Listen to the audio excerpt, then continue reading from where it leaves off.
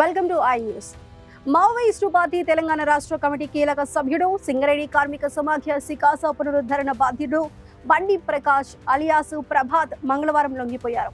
తీవ్ర అనారోగ్యంతో బాధపడుతున్న బండి ప్రకాష్ ఆపరేషన్ కగార్ నేపథ్యంలో తెలంగాణ రాష్ట్ర డీజీపీ శివధర్ రెడ్డి సమక్షంలో జనజీవన స్రవంతిలో కలిశారు. బండి ప్రకాష్ లొంగిపోవడంతో సింగరేణి బొగ్గుగని కార్మికోద్యమంలో ఒకప్పుడు సంచలనం సృష్టించిన సికాసా అధ్యాయం దాదాపు ముగిసినట్టే అన్న వాదన వినిపిస్తుంది. ఇంతకీ సికాసా ఆవిర్భావం ఎలా జరిగింది? సింగరేణిలో అది సాధించిన విజయాలపై ఐ న్యూస్ స్పెషల్ రిపోర్ట్.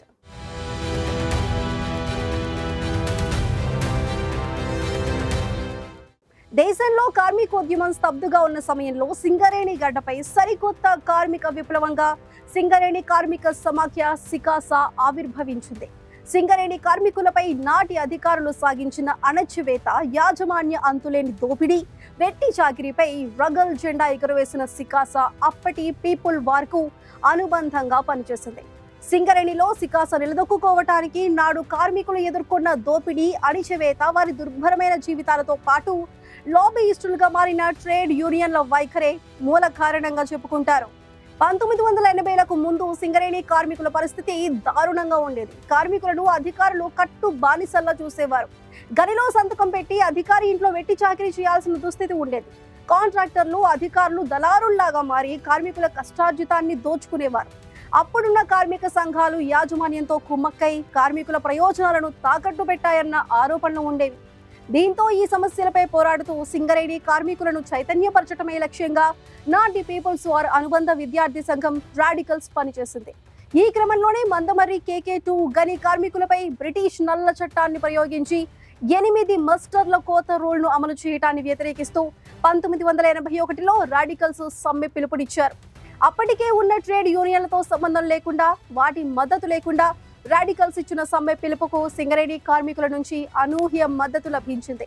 సింగరేణిలో అన్ని విభాగాల కార్మికులు 56 రోజుల పాటు ఆ చారిత్రాత్మక సమ్మెల్లో పాల్గొనడంతో ఒక్క బొగ్గు పెల్ల కూడా గని నుంచి బయటకు రాలేదు. చివరకు సింగరేణి యాజమాన్యం, నాటి ప్రభుత్వం దిగొచ్చి నల్ల చట్టాలను వెనక్కి తీసుకోవడంతో పాటు కార్మికులపై పెట్టిన కేసులను ఉపసంహరించుకున్నాయి. సమ్మె కాలానికి జీతాన్ని కూడా ఇచ్చాయి.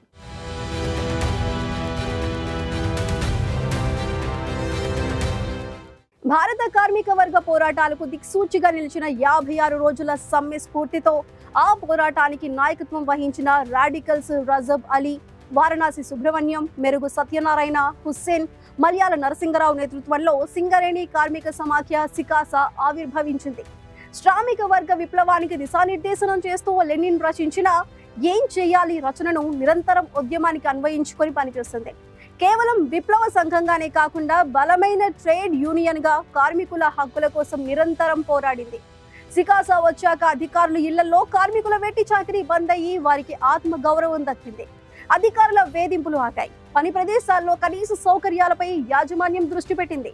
సికాసా పోరాటాలతో సింగరేణిలో వేలాది కార్మికులు పర్మనెంట్ అయ్యారు.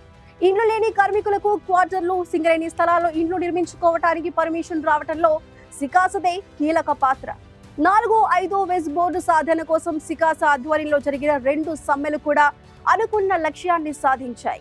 విప్లవ పోరాటానికి అనుబంధంగా ప్రజా సంఘాలు ఉండాలన్న పీపుల్స్ వార్ వ్యవస్థాపకుడు కొండపల్లి సీతారామయ్య ఆలోచనకు అనుగుణంగా పురుడు పోసుకున్న సికాసా అనేక వృత్తులు, వర్గాలు, అసంఘటిత రంగ కార్మిక పోరాటాలకు నాయకత్వం వహించి విజయం సాధించింది.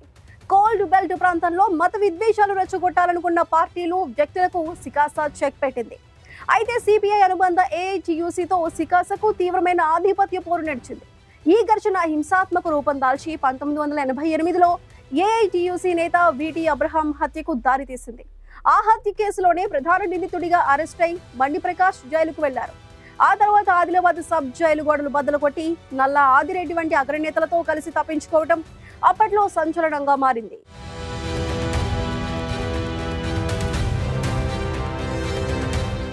చంద్రబాబు నాయుడు ముఖ్యమంత్రిగా ఉన్న కాలంలో పీపుల్స్ వార్ పై ఉక్కుపాదం మోపారు. ప్రభుత్వ నిర్బంధకాండ, అరెస్టులు, ఎన్కౌంటర్లతో శంకర్, కట్ల మల్లేష్, సమ్మిరెడ్డి లాంటి సికాసా అగ్రనేతలతో పాటు దాదాపు 120 మంది విప్లవకారులు చనిపోయారు. అవన్నీ బూటకపు ఎన్కౌంటర్లన్న విమర్శలు అప్పట్లో చాలానే వచ్చాయి. అయితే సికాసా పతనాన్ని శాసించిన అతిపెద్ద సంఘటన 1996 జూన్ 23న మంచిర్యాల నస్పూర్లో జరిగింది.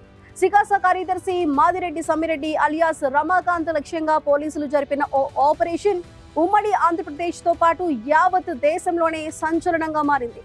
నస్పూర్లో ఓ కార్మికుని క్వార్టర్లో రమాకాంత్ ఉన్నాడన్న సమాచారంతో ఆ ఇంటిని చుట్టుముట్టి పోలీసులు కాల్పులు జరిపారు.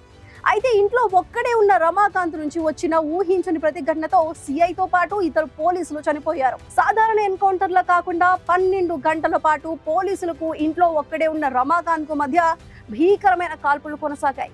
ఈ విషయం తెలిసి సింగరేణి వ్యాప్తంగా ఉన్న పట్టణాలు, గ్రామాల నుంచి వేలాదిగా ప్రజలు నస్పూర్ కు తరలి వచ్చారు. పోలీసులకు వ్యతిరేకంగా నినాదాలు చేశారు.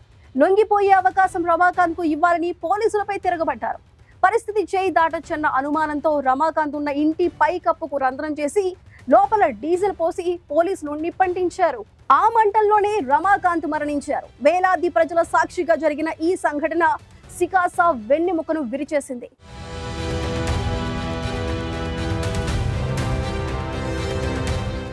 పంతొమ్మిది 1991లో అరెస్ట్ అయిన బండి ప్రకాష్ రమాకాంత్ ఎన్కౌంటర్ సమయంలో జైల్లో ఉన్నాడు. 2004లో విడుదలై పీపుల్స్ వార్ తో వైఎస్ఆర్ ప్రభుత్వం జరిపిన శాంతి చర్చల్లో పాల్గొన్నాడు.